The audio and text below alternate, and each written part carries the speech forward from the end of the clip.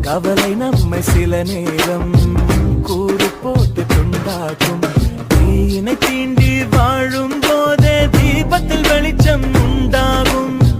கடலை சேரும் நதியாகும் தன்னை தொலைத்து உப்பாகும். ஆயினும் கூட